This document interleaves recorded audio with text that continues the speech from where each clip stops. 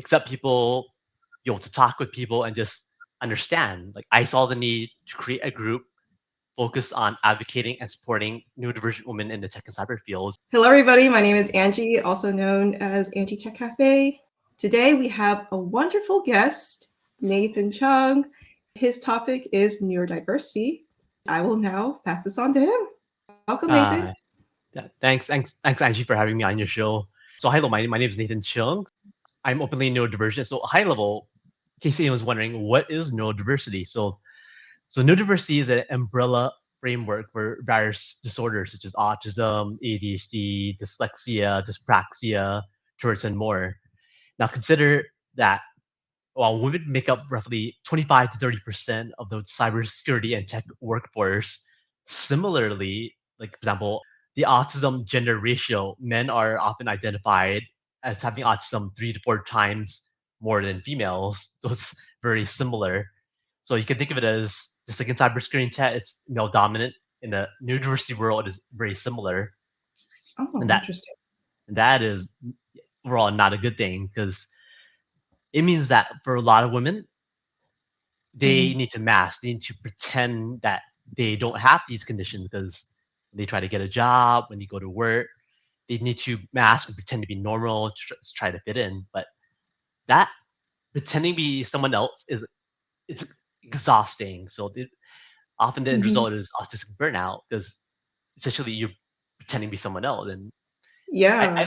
I like to think of it as try running VMware, try running a Windows workstation, a Windows server virtual machine in a tiny old laptop, virtualized. Eventually, it crashes. Right. Right. That's a good analogy. I didn't think about it like that. This is why we have you here, to Yeah, give us the 411 on everything that's going on.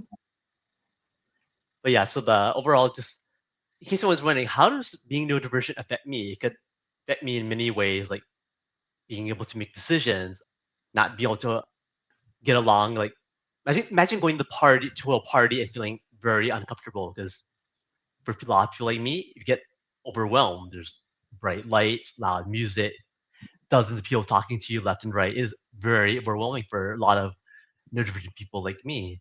So essentially, that's why like I'm not fun to parties. On the flip side, for working in cybersecurity, I'm very, very good working in the cybersecurity field. That that's a very common stereotype that people like who are neurodivergent are really good at tech jobs. But I was also cautioned by many in the university community that yes, we are good at tech jobs, but it's a stereotype to assume that we can do many, many, many other jobs. It all comes down to our personal preference, what we like and what we don't like. Right. Yeah.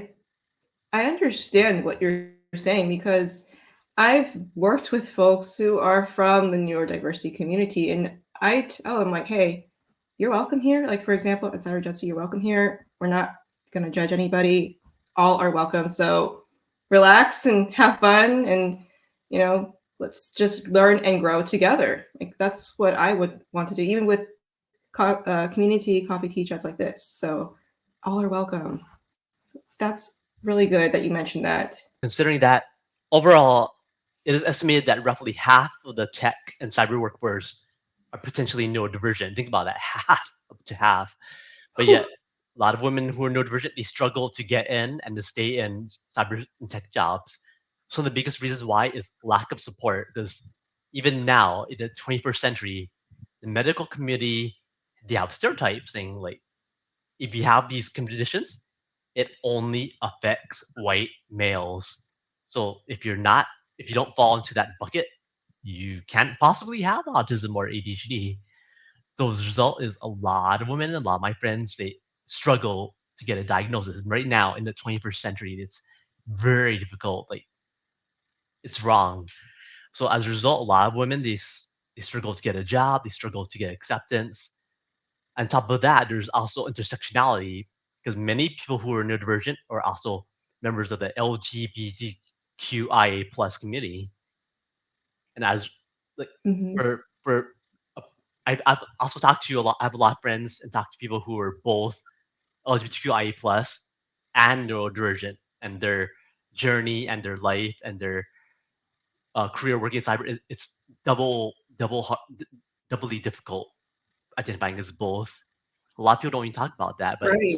it's reality. Yeah, they don't. They really don't. I think this is one of the first times actually me hearing about this, sadly. That's why we have you here again, to bring awareness to all this, because I feel like people need to know. That way they don't feel like they're alone, especially, I mean, the topic is literally neurodiversity in cybersecurity. But Yes. even if they're aspiring folks that want to get into cybersecurity and they are neurodivergent, I feel like this is a great way to case why they can get in, Yep. So high level. and So high level. also I'm sorry. Go ahead. you're our thought leader for with neurodiversity. Yes, I'm sorry. Go ahead. So I'm like diagnosed. I spent most of my life struggling and trying to figure out like what is wrong with me. I you can liken it to like trying to type in Linux commands and find out, oh wait, you're not in the Linux operating system. It's Windows. That's why it's not working. So you can think of it as Mm-hmm. high low. Like that simplifies it, but that for me that's how life was like. This trying to navigate the world, and that's very inaccessible. And a lot of people they get confused. Like what? How can they be allied? What can they do to make our work environments more accessible? And it doesn't. It's not hard. You can just offer simple things to start like captions for your events. And if you're having a conference, have a quiet room. So if you're feeling overwhelmed, you're having a meltdown, you have a safe place to go and to recover, things like that. So what I'm very proud of is I started off as helping out the groups of the women's sides of Jutsu, Weesis, and I noticed that a lot of women who were neurodivergent weren't getting supported. So when I started helping out Luisis and WSC back in 2019, I noticed that. So then this led to me to found and create the Luisis Neurodiversity Affiliate in 2021 because I saw the need to create a group focused on advocating and supporting neurodivergent women in the tech and cyber fields. And to my knowledge, it is still the only group in the world that does that. Then after all that in 2022, I took a step back and I put in place a board of all women because representation, as you know as well, representation is so important. Women It of is. color, LGBT, when people who are LGBTQIA plus, they needed to see people who were just like them, not just visibly. They had to see them in positions of leadership, so Right. that people can see they can do these things, they can lead, they can inspire. Right. Yeah, that's awesome. Yeah, I was about to get into that. Stealing my questions, Nathan, That's but fine. okay. That's fine. That's fine. I was gonna ask you that one, but I guess we'll Yep. go a step Go ahead. back. Go This ahead. is a coffee tea chat, right? Yep. So I want to know if you had any coffee or tea with you. Right now you don't, but I usually start the morning off with green tea, but on Green tea? occasion sometimes coffee because I like green tea because the antioxidant it helps. What's the word? Stay healthy. Yes, yes. I mean, it doesn't have anything to do with the talk, but I mean, this is a coffee tea chat, so I had to put it in there. That's a water bottle, I'm assuming. Yep, it's water. Yep. It's hot here in Texas. You're making me think about other ones. All right, let me think. Let me think. Okay. I have another one because you know what? I learned from Nathan's, I think you had a newsletter or you have an active newsletter where you were Yep. calling out all the podcasters, the host saying that we need to come up with questions beforehand. So I was like, I better come up with all these questions beforehand. So I do have one, but you pretty much answered it, but I'm going to ask it maybe in a But different way. Like, it was how can we be more inclusive in the security community? And you mentioned like at conferences, have a separate place where it's quiet. And I totally get that mhm. because it can get really overwhelming. Even the word networking, I feel like that can be very scary for a lot of folks. And I understand why. It's not easy to, how should I say this? Like it's not easy to do. And it's not just a personality thing, right? It's take in, to Yep. meet the person you don't really know, maybe not that well. I feel like it's important to just let people know this is in the world of cybersecurity that there are people here that exist and are welcoming. And Yes. You don't have to, like you said, put on the mask. You can be yourself. And for Yes, those who think they need to put on the mask and that please don't do that. We don't need to do that. No. And for those who think that they should not be a part of this community, then they're not really a part of the community, are they? but yeah, I'm happy you brought up inclusions because currently in the country, DI is under attack. You look in the news, like for example, just it was just announced like yesterday, Boeing just got rid of their head of DI and their entire DI group. So it's with the fall of Roe v. Wade and all these various CI initiatives like affirmative action, it's a very dark time in the country right now. But my message to everyone is we should not give up. Like all these anti-DI initiative, it's putting up more barriers, putting up walls between us. Historically, DI focuses on gender, but it really inclusion is so much more than that. There's race, different backgrounds, there's gender identity, sexual orientation, sexual preference. There's just so many. All those things put up walls between us.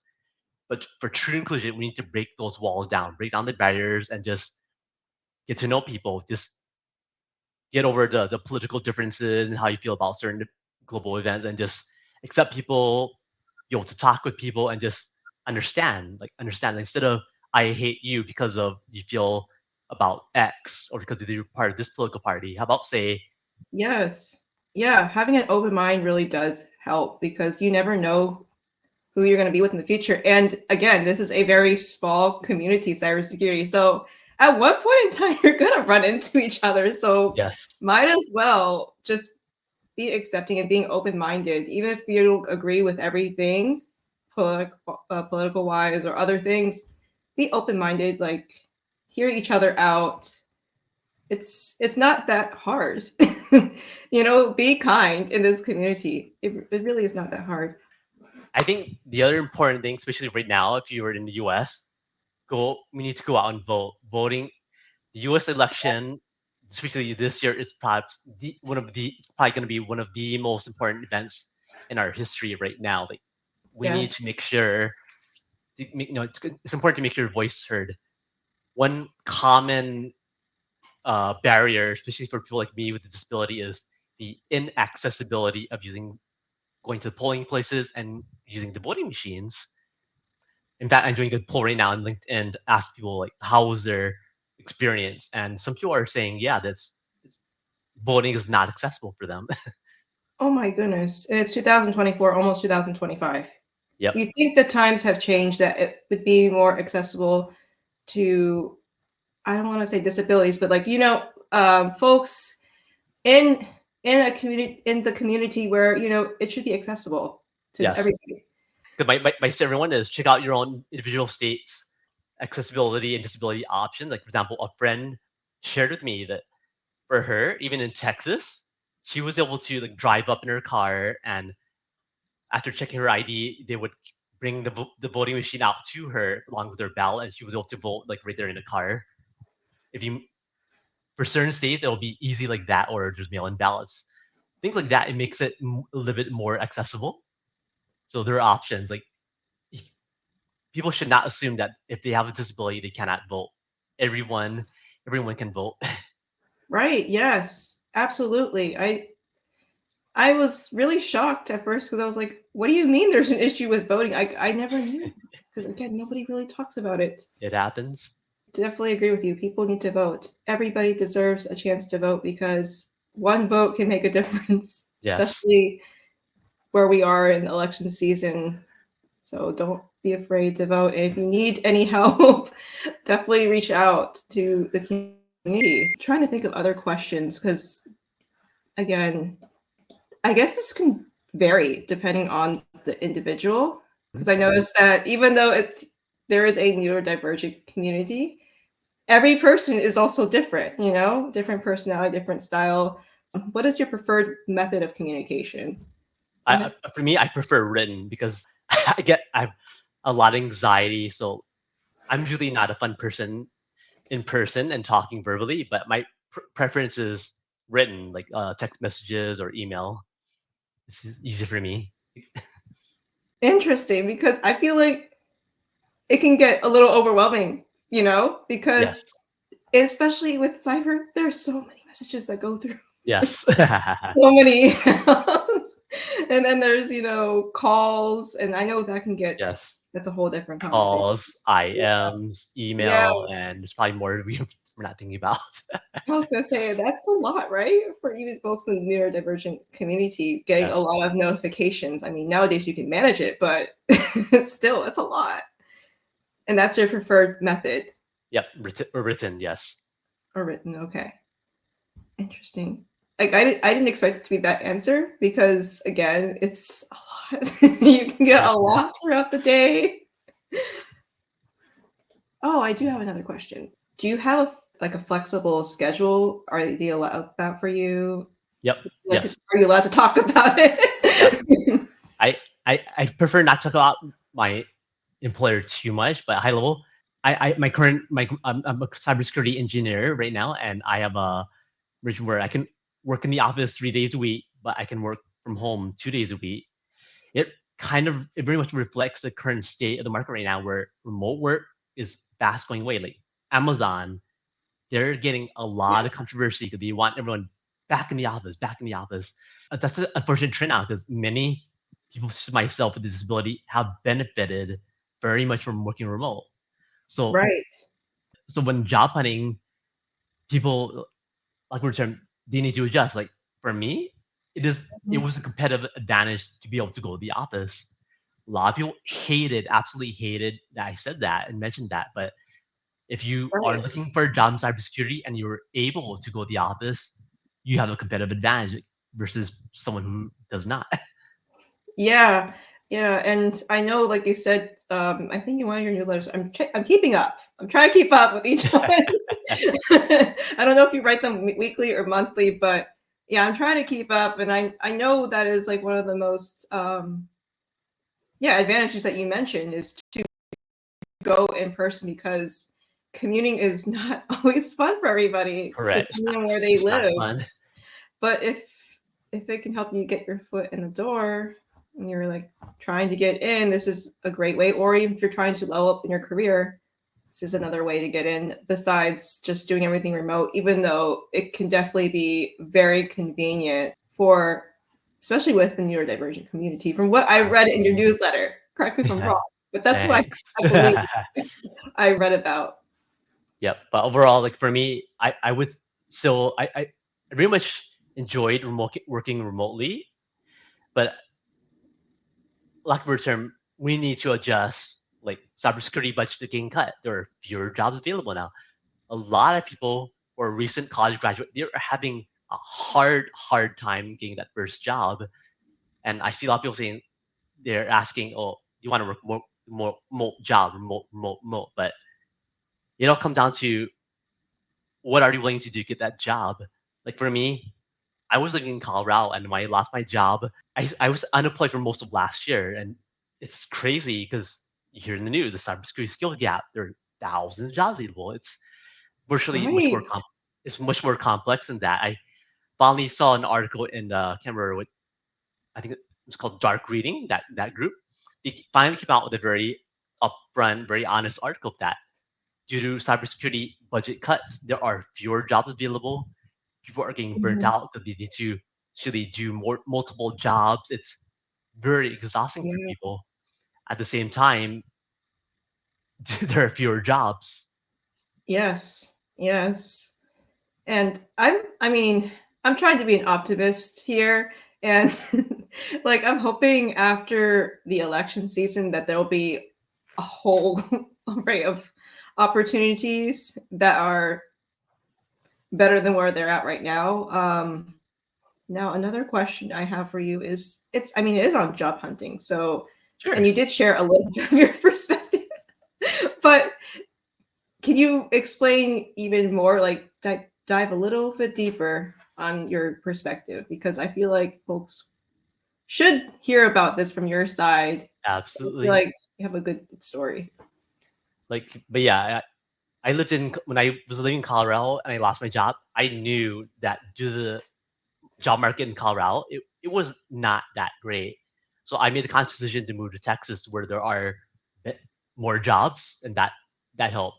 Being in Texas helped me to keep my current job.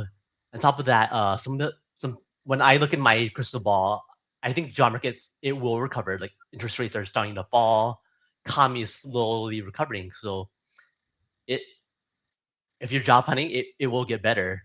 Unfortunately, the part that a lot of people might not want to hear, the glory days where people are like fighting over, tripping over each other and fighting over each other to just get you that job, to offer you the job because you have Security Plus. Right. Those days are pretty much gone right now. And the unfortunate part, it might not come back because I look historically, I grew up in an era back in the day where just having an MCSE, that was enough to get you a tech Mhm. job and nobody cared how you got it. As long as you had that piece of paper, got you a job. Back in the cybersecurity boom, just having Security Plus was enough to get you a job. But those days are pretty much gone now. Nowadays, So people are sad. looking for like you got to have your CISP, you got to have like 5 years experience, you got to have extensive technical hands-on experience. So it's much harder now. The walls are higher, and as a us for those of us in the cyber workforce, we need to adjust accordingly. Yes, yes, I agree. I agree. And we're also in the age of artificial intelligence. Speaking of artificial intelligence and neurodiversity and job hunting, how would you leverage that, I guess, with job hunting or anything with cyber, really? Okay. I think I'm happy you brought it up. The high level AI is huge now. If you look at the news, AI is everywhere. So my advice to a lot of people, it's okay to get out of cyber and go to AI because it's good to go where the money is. Yes. And the other piece to it is all those AI solutions out there are often cloud based. So I also advise people to get into cloud security because someone's got to secure all those AI systems. Yes, exactly.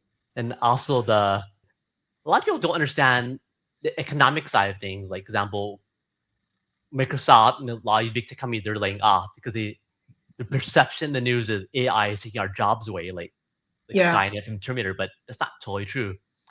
exactly. Economically, a lot of these companies, like these big, especially the big cloud companies, they're laying off people because they're consolidating the resources to build out more data centers because they they all want to jump on the AI bandwagon because AI is where they see the money is at. So it's Yeah. just it's like with the changing market condition, we need to adjust. Like, for example, if you're in cybersecurity now, get at least a basic understanding of AI and start to learn how to secure AI because I'm seeing more and more AI security jobs now, which pay insane amounts of money. Yes, I saw that. I think I saw one for like 900,000. I was like, what the heck? Yep. We need to jump on that. Again, speaking with neurodiversity, I feel like the civic community can definitely thrive in that because it's a good market, even though the job market seems kind of rough. That area of cyber or even just IT in general is a really good area to get into. I know we talked about certifications, and I know it's kind of like a slippery slope, but with AI and neurodiversity and getting maybe, would you say training would be better or certifications when it Hmm. comes to like the job hunting phase? Like somebody from, I want to say, I like to use the word aspiring, but I know from a previous video that I've done for my podcast, we don't like to use the word aspiring. So we're going to say cybersecurity, like engineer, or yeah, we'll use that as an example. That's How could fine. they use the AI to get them a job as a cybersecurity engineer if you've had that role? If not, maybe another role. Right. Anything specific? Any tricks, Oh, tips? so high level, with all the various AI tools out there, you can use it, for example, to help to optimize your resume because before the world of AI, we had to do a lot of things manually, but with AI now, you can compare your resume versus job description to give you a better idea and try to better optimize your resume for that job description. So things like that helps. Another piece to it is when job hunting and reskilling, my advice for people is to look at your transferable job skills. Like for example, Python. Python is the top programming coding language in the cyber world. That's Python can also be used for AI because it's very much needed to automate. So guess what? If you have Python, you have another good shot at AI.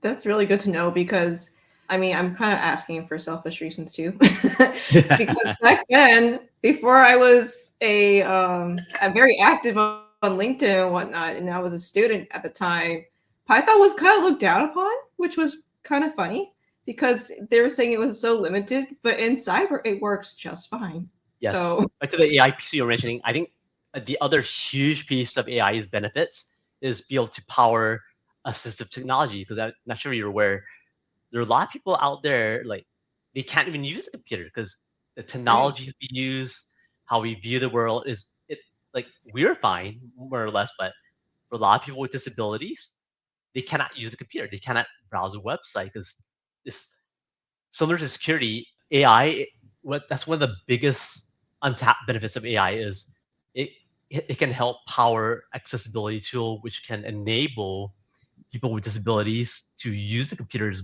and technologies, websites. A lot of the things we take for granted today. It's like we use our phones, we go on a computer, buy stuff at Amazon. It's great and Yes. wonderful and all, but a lot of people with disabilities just cannot do that unless they have Mm, accessibility technologies to open that door for them. right.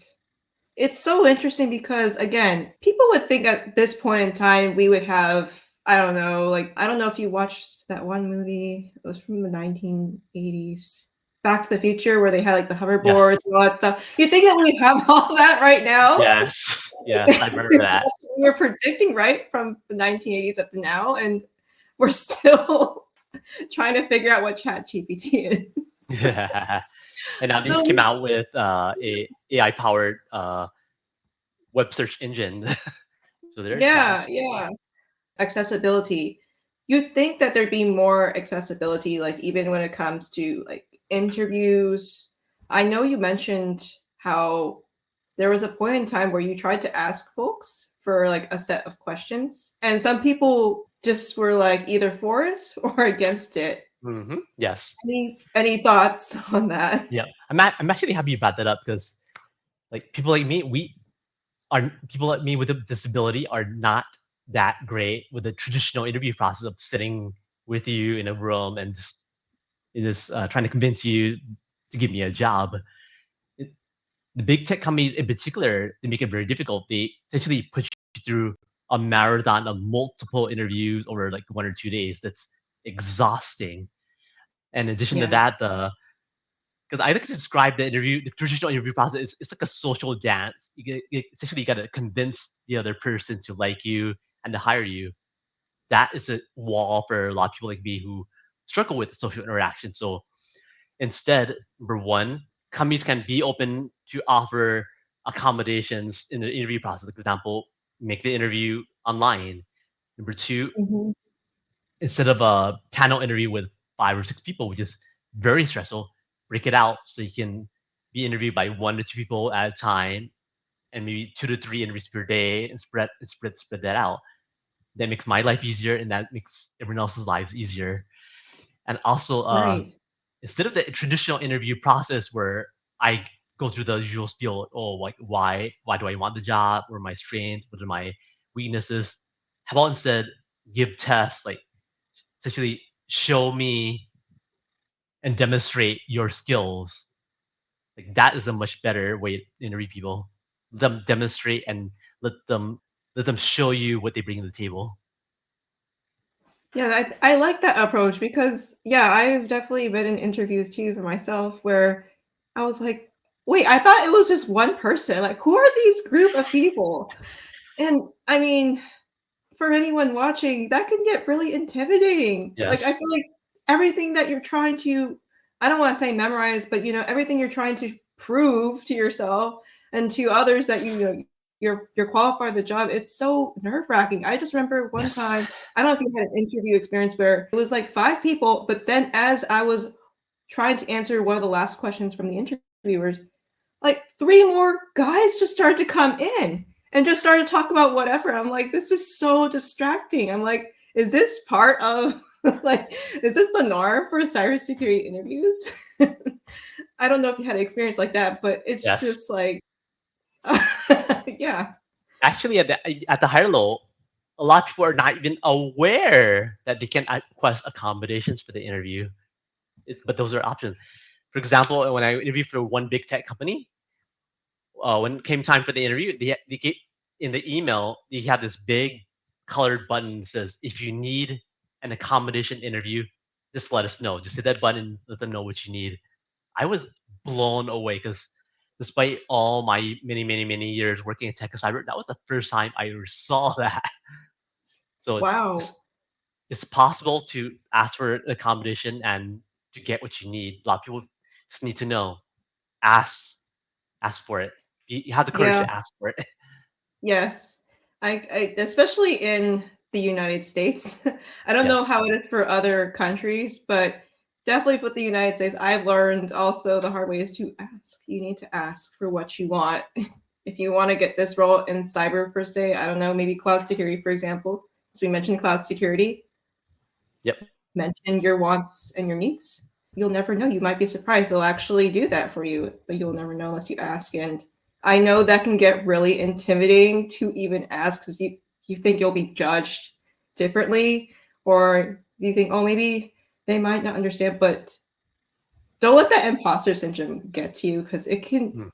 it can cost an opportunity of your own, like the dream job that you want, or even if it's not like the dream job, the foot in the door, like a way to advance your career, you'll never know, like you said, Nathan, unless you ask. Now, Yep. is there Totally. a specific way of asking that I you like to use? I think at high levels, one thing to remember is everyone is different. Like my needs are different, your needs are different. Everyone has going to have different needs. Part of the problem I know all too well from my life growing up is knowing what your needs are. Because a lot of us we just don't want to rock the boat. We just want to Right. fit. We gotta pretend to be normal. We gotta pretend to be someone else. It's you can liken it to like I remember an episode from The Simpsons where Homer Simpson was freaking out because he was wearing a pink colored shirt, whereas everyone else has to wear is in order to wear a white shirt. So he was flipping Right. out. That's a good example right there. Like people just are just afraid sometimes to be the true selves because they're afraid people won't like them. But in my experience, people look you do yourself essentially a disservice because it is better to bring your authentic self and show people you're not a Yes. think of it like you want to prove that you're not a bot. You want to prove that you have a personality and you're real. Yes. I like how you mentioned that because people think that they have to, like you said, they have to mask, and you don't need to mask nothing because at the end of the day, I mean, when you really start working with that group, they're gonna find out who you are. People are gonna find who you are, so you might as well just from the get go, from the very beginning, just show who you are. Yep. That's really true. And I also saw something in one of your newsletters. I like to bring up the newsletter because Sure.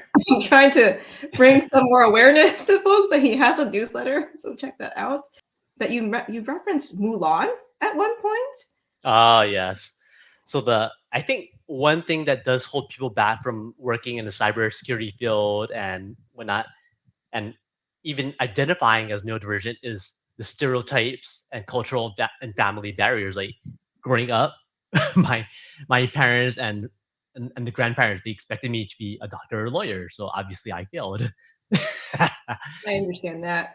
and Yeah. like and like for women, especially women in certain countries throughout the world, there's an expectation like, no, you're not going to go in the STEM field. You're not going to work in cyber tech. You're just going to get married. You're going to have kids and you're going to make your parents happy. That stereotype very much imprisons women and it limits their choices, which is very sad. Like it shouldn't be that way. Whereas I met amazing women and members from the LGBTQIA plus community who essentially broke free of the chains of those stereotypes and they can and managed to thrive. You'd be surprised, like as part of the WeSys Neurodiversity affiliate, about a year or two ago, I actually hosted an event similar to this where I showcase people who are identified as both neurodivergent slash having a disability and who are identified as LGBTQIA plus, and they came out with very empowering stories of how they overcame the bias and discrimination and all the various barriers in our society, and they're thriving in working in cyber and tech now. And a lot of people in the audience were literally crying hearing those stories. Yeah. And I'm glad you mentioned that because, again, this stuff is not talked about that often. It really is not, unless you know folks are within the community. And that's why I'm like, I'm so glad we have the internet, honestly, to bring more awareness because back then you would probably find out from maybe a friend group if you were part of the friend group or other communities that were part of that. So yeah, I'm so glad that you're here today. Again, it's a Saturday afternoon, Yes. and I know it's warm. I know it's a warm day. Well, for me, it's a cold day, but By the way, well, back to the job hunt real quick. yeah. Another thing that a lot of people don't understand is take advantage of the nonprofits and and the local organizations. Like for me, when I was in Colorado, I noticed they didn't have a WeSys affiliate there, so I actually created that. That was the second. The Colorado affiliate was the second one I created. Wow. Because guess what? A lot of people don't realize when you volunteer for these nonprofits, WeSys or inside Cyberjutsu, you get to build leadership experience. And what a lot of people don't understand is when you can and very much should have that in your resume because guess what? The players are going to see that and say, oh wait, even though you don't have that much job experience, you did all these amazing volunteer work building up leadership experience. And guess what? Those people are going to fast find that they're going to get to the leadership position that were a lot faster because they already started building up experience volunteering through the nonprofits. Yes, and I'm glad that you mentioned it because, again, in a previous coffee teacher I had with an amazing individual, Yessie, she mentioned like how important it is to give back, and it can help you get your foot in the door. And we were talking about this one concept called metrics, and folks are looking for that nowadays, especially the hiring managers. So with example being a thought leader or even like a volunteer in WESIS or another nonprofit like Cyberjutsu, for example. Shout out Cyberjutsu if you're watching. um, but my point is like having that experience, you can highlight the certain like percentages that people are looking for. Like if you ran a whole project or had, I don't know, 1,000 people, that's worth talking about, right? Yep, absolutely. And to give you a really good example, when I interviewed at a big tech company, the hiring manager was very, very straight with me. He didn't hire me because of my 25, 26 years of experience in tech and cyber. He did not hire me because of my 22 or so IT cyber certifications. He hired me because of all that volunteer experience, like WeSys, WSC. That was the main thing that caught his eye in my resume was all that volunteer work. Wow. That's why they say the power of networking is so important too, because if you network with people like with Nathan today, you'll find out a lot of opportunities that you probably didn't think about before. So, like we were saying earlier, do not be shy, reach out to him. And I'm also wondering, going back, let's take a step back. Sure. What are you currently working on these days regarding neurodiversity? Oh yeah, this is a great question. First of all, I still have a podcast and newsletter called Neurosec. So I had a podcast. I ran the podcast for a year or so, but I'm now focused mostly on my newsletter, but my podcast is still there. Second, I started a policymaker class here in Texas where I'm learning how to advocate for disability rights through public policy. And third, I'm working with Kat Cantillo, who's an amazing person, by the way. I'm working with her to collaborate on a book where we're collecting stories from the community to celebrate and educate people about neurodiversity and cybersecurity. So yeah, that book is in progress. A lot of stuff going on. Oh wow, a whole book. I Yep, mean, when you have that done, please let us know. absolutely. Yeah, because that's awesome. So this is for the entire tech community. Like I saw something where you had like a flyer, I think. It's Yep, like you you have a had a flyer out there. story. Yep. Yeah. Yep. So we have four main categories. Number one, like if you're a woman working in the tech and cyber field who's neurodivergent and you want to tell your story, yeah, now is a great time. Number two, the second category is accessibility. For example, if you developed a product to make a website or your computer more accessible for people with disabilities, yeah, we want to hear your story. Third category, if you are a HR professional and you help to make your workplace more inclusive and welcoming for people with this who are neurodivergent, we want to hear your story. And number four, if you are if you help to make the job interview process more inclusive, great. And or alternatively, if you're a job hunter who's openly neurodivergent and you had an amazing job interview experience, you want to hear all those stories. That's why the book is essentially a collection of all these community stories. We want to hear from you, the community. Wow. See, I didn't think about the job hunting, experience that you can add in there. So, folks, this just shows don't give up.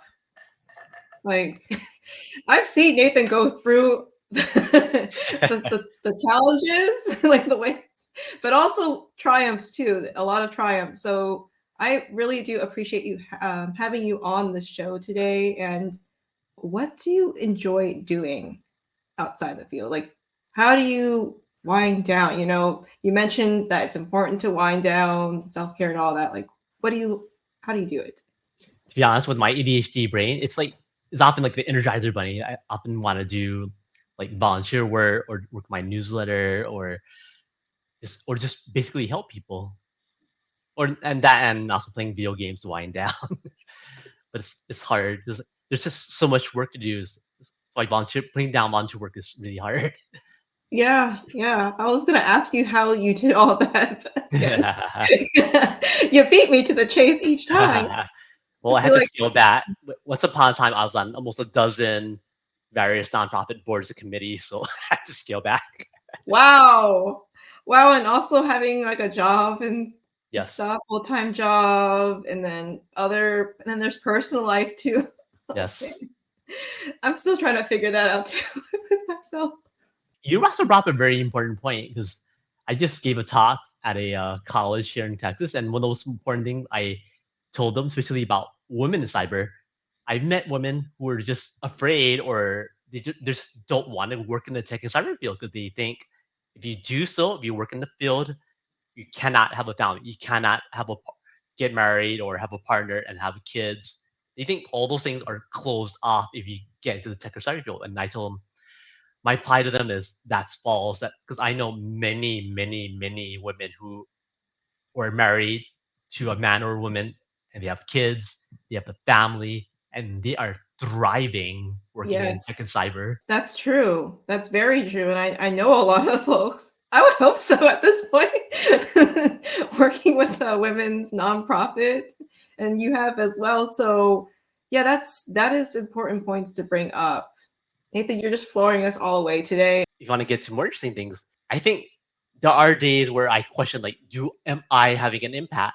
But I see a lot of things. Like example, I sometimes I get told by people that they are so inspired by my newsletter and my events that they are now open about being neurodivergent and having conditions like autism. We even see celebrity like Jennifer Aniston. They're very open about being neurodivergent now. It's amazing. In case people are not aware, either Australia or New Zealand, they just had their Women Cyber Awards event about a month ago, where they had a neurodiversity champion category. That's the first and only Wow. women in cyber awards event I am aware of in the world to have a neurodiversity category. We're gonna have one in the US. I have a feeling that's gonna happen, especially when there's more now that there's more awareness. I'm really glad that you brought that up. Yep. That just And reminded me because you said Australia. I think I had literally a guest, like he was, I think, on the very first episode, and he mentioned having like a neurodiverse slash disabilities esports and cyber competitions team where they're cool. thriving. Yep. Peter, if you see this, correct me if I'm wrong, but I believe you mentioned something about that of that sort, where it was, and they were a really great, talented group of people. So you can see that in the very first episode, but I'm Yep. bringing it up now because it's true. Like there's a lot of talented folks, and it's not just within cyber. Like even in real life, there's a lot of amazing qualities and traits that happen to be within the neurodiverse community. So I'm really glad that you brought it up. That's why they're called myths and stereotypes. It's not true. Not true. Y'all are amazing, and we need more. We need more people to come out and bring more awareness. I think that's really important, and that's why I also called this a cyber education part, because we're educating people about this. It's maybe a bit shamelessly, right? I'm just gonna name drop some people if you want to follow. So like some amazing women like Tia Hopkins. I think she did a WSC keynote about the last event. She talks about neurodiversity as well.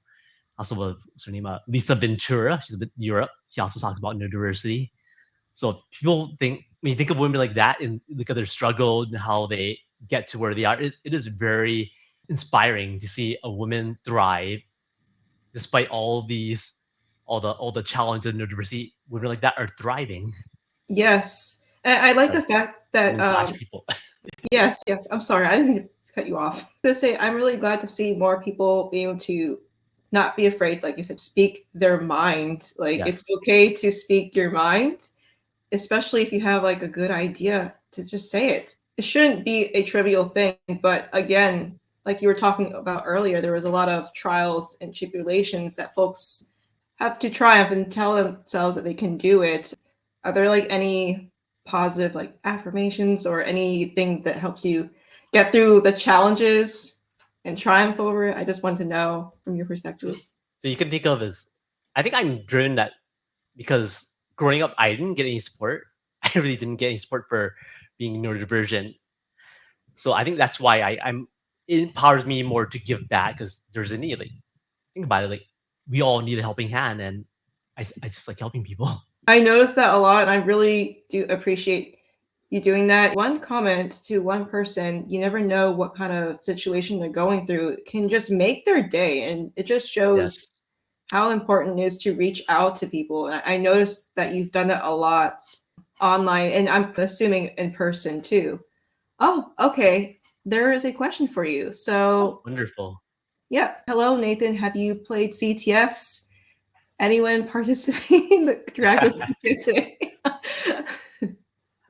Overall, I think I did only one CTF in my life, and it was an okay experience for me. I think it's harder. It was harder for me because it was an entry level CTF, so basic stuff for me. I was a bit bored, to be honest.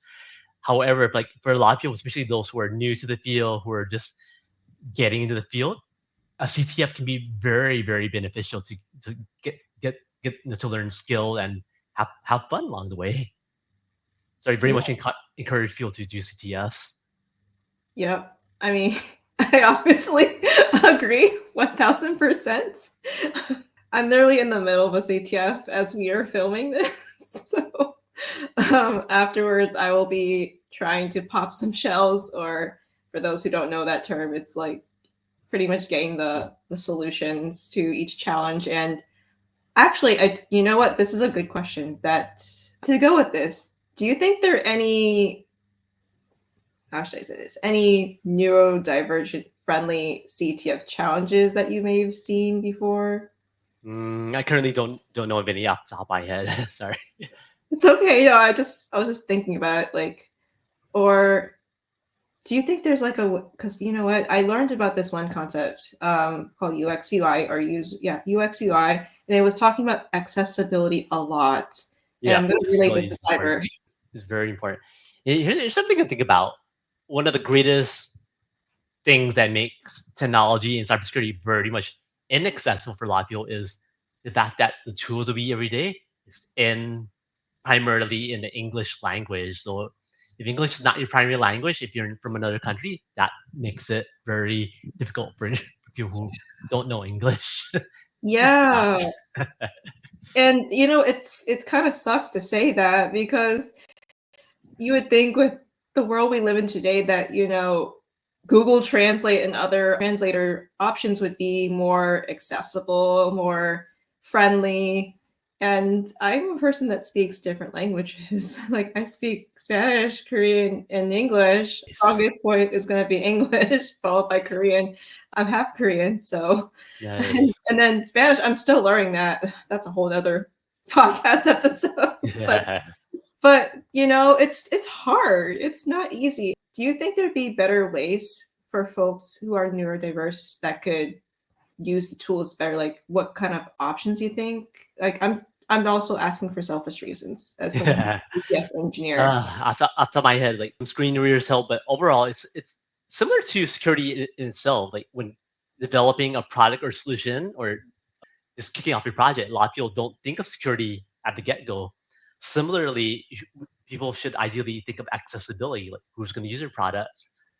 Because off the top of my head, I have some friends that are using like text to speech or whatnot. Because I get inspired when people who cannot even use a keyboard when they're using the tools like Dragon Naturally Speaking to be able to have their voice tell the computer what to do. Things like that is very inspiring. That's really good. I'm glad that you brought that up because in this world that we're in today, it's so interesting. And I'm glad to say that there's going to be more improvements. Trying to believe that there's going to be more improvements. And because of your perspectives, and it'll bring more perspectives, right, within neurodiversity so we can make cybersecurity more accessible, more friendly, more welcoming. So thank you again, Nathan. And how can people reach out to you before we end it? Sure. I'm on LinkedIn. Handles NC8808. So you can find me Awesome. on LinkedIn. It's probably the fastest way. Okay. And also, I know you mentioned a lot of good resources. If you could send that to me and then I can put it in the description box so people Sure. can reach out to you. Yeah. Thank you, Yep. everybody. Thank you, Thank Nathan, you. so Thanks, much. Angie. Have a good Later. day. Bye.